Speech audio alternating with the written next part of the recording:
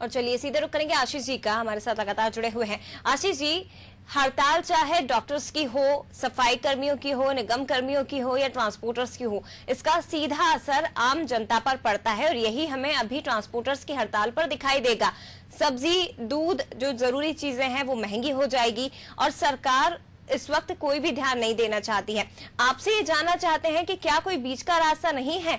Transporter और सरकार के बीच की जो अनबन है, क्या वो सॉल्व नहीं हो सकती? सरकार इस बारे में सोच नहीं सकती? कोई विचार नहीं किया जा सकता?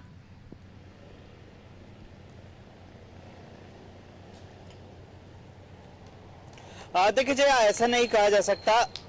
देखिए जया, ऐसा नहीं कहा जा सकता कि सरकार ध्यान नहीं दे रही है।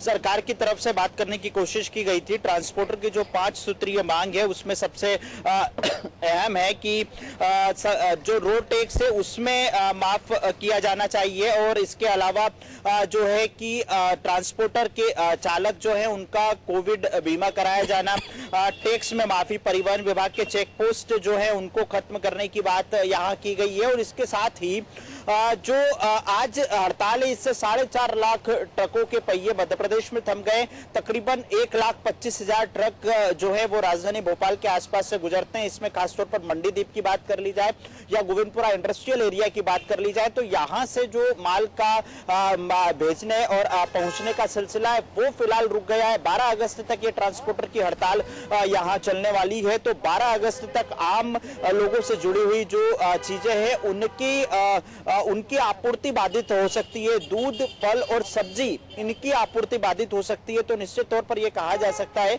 कि सरकार आज शाम तक सरकार और ट्रांसपोर्टर के बीच में शायद चर्चा हो जाए, क्योंकि कल जिस तरीके से परिस्थिति बन रही थी उसके मुताबिक सरकार ट्रांसपोर्टर्स के प्रतिनिधि मंडल की आज मुलाकात होगी सरकार से और उसके बाद हो सकता है कि सरकार के नुमाइंदे इस बारे में कुछ फैसला ले। यदि फैसला नहीं लेते हैं तो 12 अगस्त तक ये हड़ताल चलेगी और इसका खामियाजा जनता को भुगतना पड़ेगा।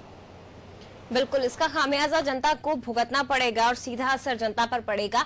बहुत शुक्रिया आशीष जी इस तमाम जानकारी को साझा करने के लिए। तो ट्रांसपोर्टर्स की हड़ताल 3 दिवसीय और अब ये संभावना है क्योंकि आपूर्ति बाधित होगी फलों और सब्जियों की, जिसके कारण ये जो चीजें हैं, ये जरूरी वस्तुएं हैं, वो महंगी हो सकती हैं।